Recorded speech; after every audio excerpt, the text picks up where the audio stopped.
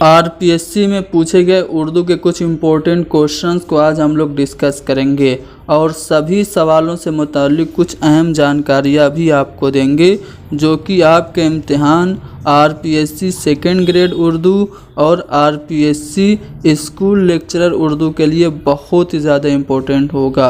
आप लोग इस वीडियो को लाइक करें, शेयर करें, हैदरी स्टडी पॉइंट को ज़रूर सब्सक्राइब करें। तो चलिए शुरू करते हैं। पहला सवाल यहाँ पे आपके सामने है। इसमें ये पूछा जा रहा है कि पिशाची हिंदुस्तान के किस इलाके में बोली जाने वाली प्राकृत थी। अब यहाँ पे प्राकृत की बात आ गई है तो हिंद आर्याई लिसानियात के माहिरीन ने अदबी प्राकृत की 5 किस्में बताई हैं। कितनी किस्में हैं अदबी प्राकृत की?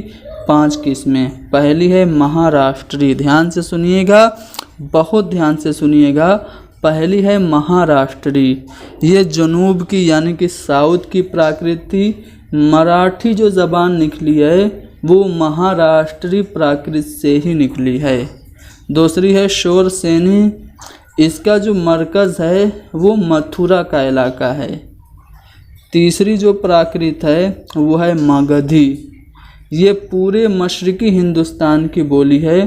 पूरे जो हमारा मशरक़ी यानी कि जो पूरब का जितना भी हिंदुस्तान है ये वहाँ पे बोली जाती है मगधी। इसका मरकज़ अगर मैं आपको बताऊं तो जनूबी बिहार है, साउथ बिहार, जिसको हम मगध के नाम से भी जानते हैं। मगध या जनूबी बिहार जो है ये मगधी प्राकृत का सेंटर है। उसके बाद आती है अर्ध मगधी, ठीक है, अर्ध मतलब आधा, आप जानते ही हैं।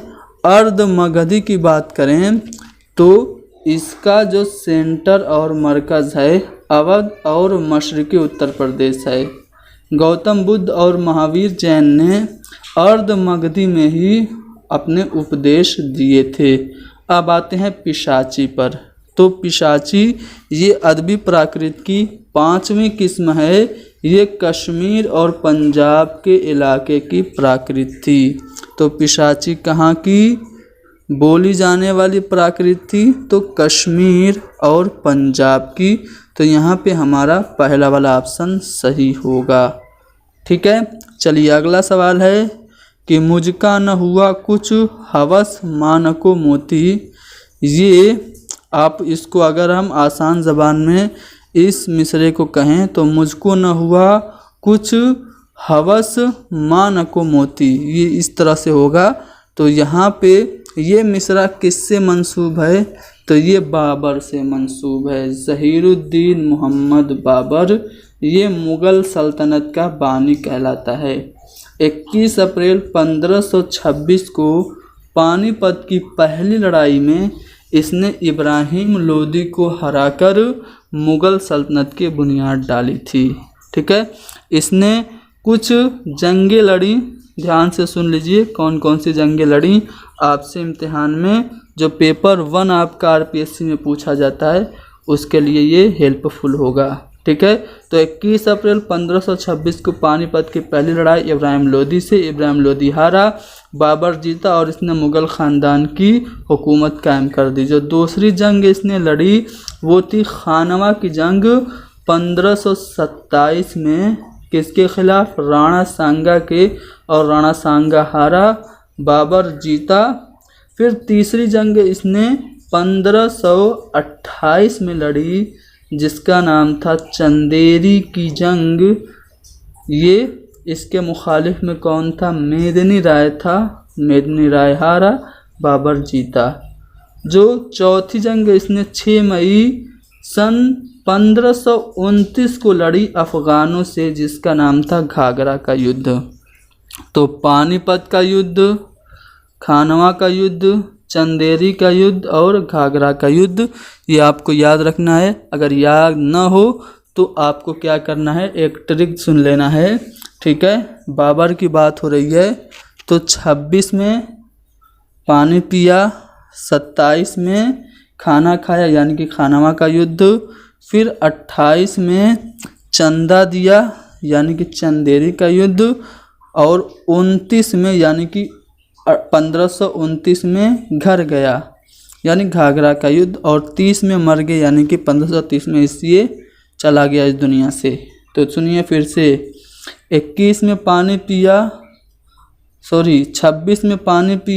27 में खाना खाया, 28 में चंदा दिया, 29 में घर गया और 30 में मर गया, यानी कि 1526 में पानी पिया से पानीपत, 1527 में खाना खाया से खानवा का युद्ध, 28 में चंदा दिया से चंदेरी का युद्ध, और 29 में घर गया से घाघरा का युद्ध, और 1530 में तो ये मर ही गया। तो ट्रिक क्या है? पानी पिया, खाना खाया, चंदा दिया, घर गया, मर गया। तो ये बाबर की जंगों की ट्रिक है। ये जो मिसरा है ये बाबर से ही मंसूब है। चलिए, ज़मीने चमन गुल खिलाती है क्या क्या, बदलता है रंग आसमां कैसे कैसे। ठीक है, ये मिसरा है, ये पूरा शेर है कि ज़मीने चमन गुल खिलाती है क्या क्या, बदलता है रंग आसमां कैसे कैसे। नगोरे सिकंदर है ना कब्रे दारा, नगोरे सिकंदर है ना कब्रे दारा, मिटे नामियों के निशान कैसे कैसे। तो ये दोनों शेर जो है एक ही गज़ल का है, किसका है, शायर कौन है, मीर हैं, दर्द हैं, नासिक हैं या फिर आतिश हैं। इसके शायर की इस शेर के खालिक जो हैं ख्वाजा हैदर अली आतिश हैं। दबिस्तान लखनऊ से इनका ताल्लुक़ है। उर्दू शायरी का हाफिज़ इनको कहा जाता है। ठीक है, आतिश को उर्दू शायरी का हाफिज़ कहा जाता है। ठीक है, फैज़ाबाद में ये पैदा हुए 1778 में, 1847 में इनका इंतकाल हुआ। लखनऊ में कबूतर पालने का बहुत ही शौक़ था। ये शायरी को मुरस्सा साजी का नाम देते हैं। इनका एक शेर भी है कि बंदिशे अल्फाज जड़ने के नगों से कम नहीं, शायरी भी काम है आतिश मुरस्सा साज का। तो ये शायरी को मुरस्सा साजी मानते थे। कौन? ख्वाजा हैदर अली आतिश। आगे बढ़ते हैं। चौथा सवाल आपके सामने है कि मीर अनीस को अनीस तखल्लुस किसने अता किया। अब देखिए यहाँ पे मीर अनीस के बारे में थोड़ा सा जान जाइए। मीर बब्बर अली अनीस इनका पूरा नाम है। फैज़ाबाद में 1802 में पैदा हुए और 1874 में लखनऊ में इनका इंतकाल हुआ। पहले इनका जो तखल्लुस था वो क्या था? हज़ी था। पहले मीर अनीस का तखल्लुस हज़ी था, लेकिन इनके उस्ताद थे जिनका नाम था नासिख। नासिख के कहने पे इन्होंने अपना तखल्लुस बदला और क्या रख लिया? अनीस कर दिया। ठीक है, तो मीर अनीस को अनीस तखल्लुस किसने अता किया? तो नासिख ने अता किया था। ये मीर अनीस जो हैं ये मीर खलीक के बेटे थे और मीर खलीक बेटे थे मीर हसन के। मीर हसन वही जिन्होंने शेरुल बयान लिखी थी। ठीक है, मसनवी शेरुल बयान। ठीक है ना, आगे बढ़ें, अगले सवाल पे चलते हैं। अगले सवाल में मोहम्मद बिन तुगलक ने किस सन में दिल्ली की जगह देवगिरी को दारुस सल्तनत बनाया था?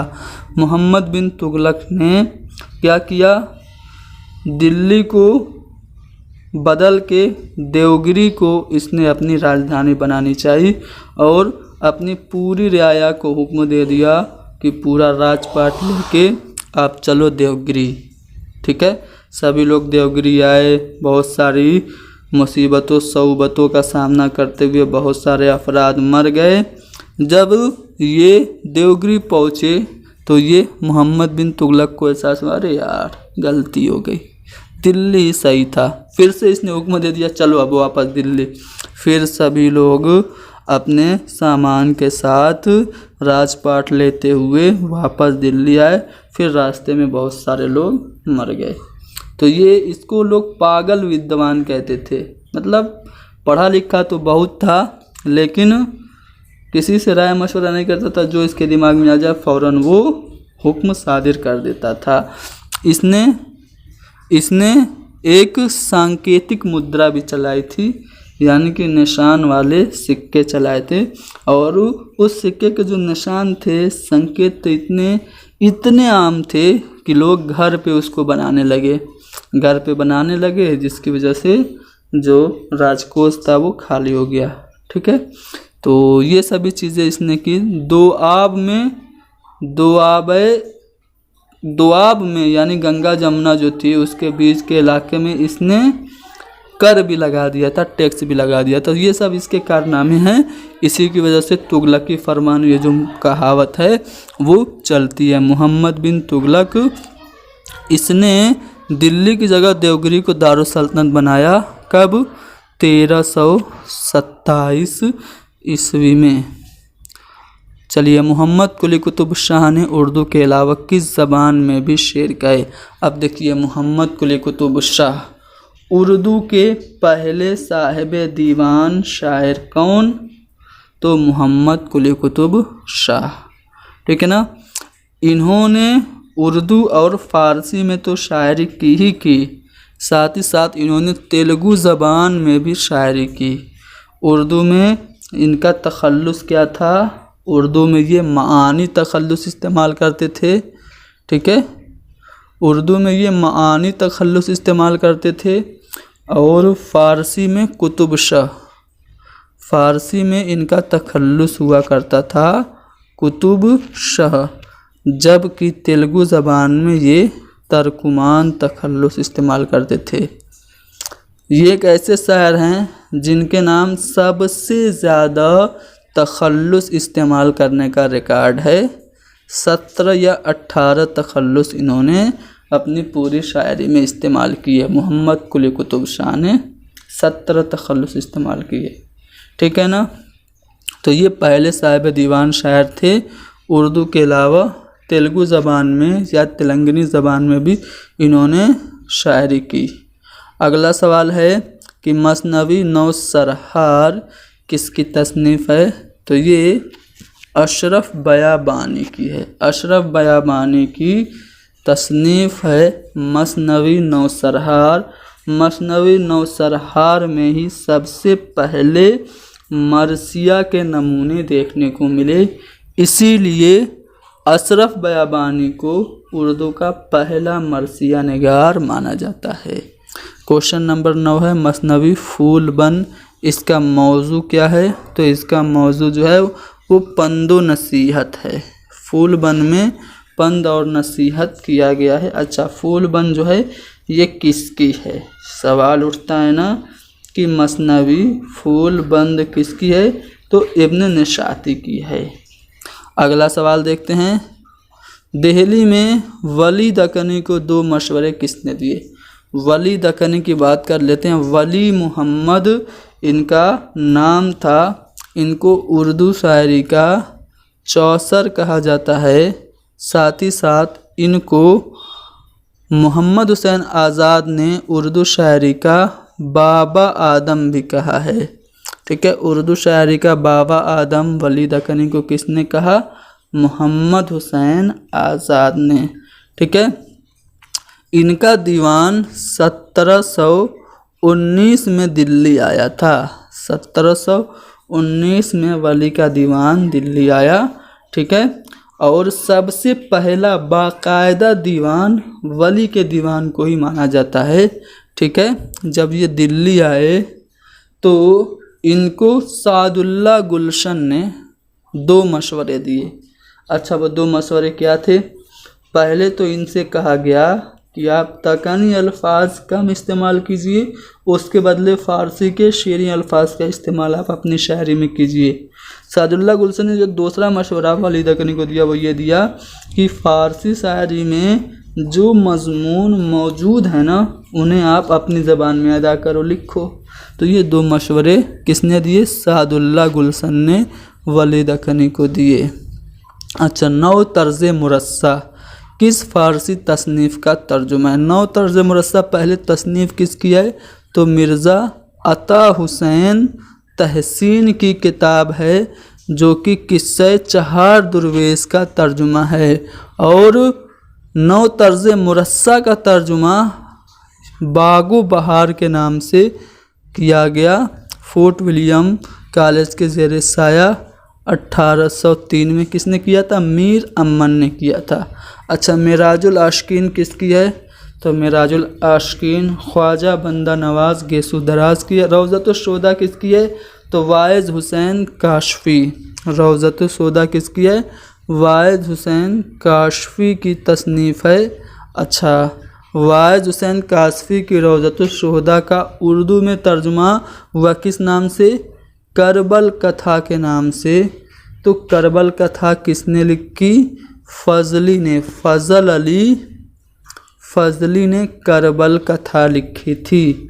आ रहा है समझ में? चलिए आगे बढ़िए। अगला सवाल, लफ्ज़ मरसिया किस लफ्ज़ से मुश्तक है? तो लफ्ज़ मरसिया ये लफ्ज़ रिसा से बना है। अरबी ज़बान का लफ्ज़ है मरसिया, रिसा। इसके माने हैं बैन के, गिरिया करने के, आहबुका करने के, रोने के। अच्छा, मरसिया के अज़्ज़ाए तरकीबी कितने हैं? 8 हैं। चेहरा, सरापा, रुखसत, आमद, रज्ज़, जंग, शहादत और बैन। ये 8 अज्ज़ाए तरकीबी मरसिया के। अच्छा, मरसिया के अज्ज़ाए तरकीबी मुतअय्यन किसने किए? तो मीर ज़मीर ने मरसिया के अज्ज़ाए तरकीबी मुतअय्यन किए। अशरफ बयाबानी को उर्दू का पहला मरसिया निगार तस्लीम किया जाता है। उन्होंने 1503 में नौ सरहार एक किताब लिखी थी, मसनवी लिखी थी, जिसमें कि आपको मरसिया के नमूने पहली बार देखने को मिले थे। अच्छा, शुमाली हिंद का, नॉर्थ इंडिया का, हम लोग की तरफ का पहला मरसिया निगार कौन? तो वो रोशन अली हैं, शुमाली हिंद के पहले मरसिया निगार। अच्छा, रोशन अली ने जो मरसिया लिखा उसका नाम क्या था? आशूरनामा। आशूरनामा ये रोशन अली का मरसिया है। यह शुमाली हिंद का पहला मरसिया माना जाता है।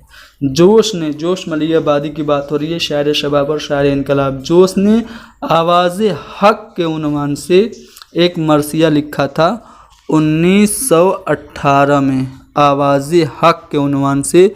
और इस यहाँ से जदीद मरसिया की दागबेल पड़ी और ख़ुद जोश ने आले रज़ा को जदीद मरसिया का बानी करार दिया है। ठीक है, आले रज़ा ने भी बहुत सारे जदीद मरसिया लिखे, लेकिन पहली बार जोश ने आवाज़ हक के उन्वान से 1918 में जदीद मरसिया लिखा था, लेकिन खुद जोश ने कहा कि नहीं, मैं नहीं, बल्कि आले रज़ा जदीद मरसिया के बानी हैं। क्वेश्चन नंबर 13 देखिए, जिस नज़्म में रदीफ़ और काफ़िया अलग अलग होते हैं उसे हम क्या कहते हैं? रदीफ़ और काफ़िया अलग अलग हो तो उस नज़्म को क्या कहते हैं? क्वेश्चन नंबर 13 का जवाब होगा दूसरा ऑप्शन, यानी कि मुअर्रा नज़्म। अगला सवाल है क्वेश्चन नंबर 14, जिस नज़्म में अफ़ाइल का हिसाब रखा जाता है उसे कौन सी नज़्म कहते हैं? तो उसको हम लोग आज़ाद नज़्म कहते हैं। और फिर आखिरी सवाल आज का, जिसमें यह पूछा जा रहा है कि ऐसी नज़्म जिसमें उरूज़ का एहतमाम नहीं रखा जाता वो कौन सी नज़्म है? तो वो नसरी नज़्म है।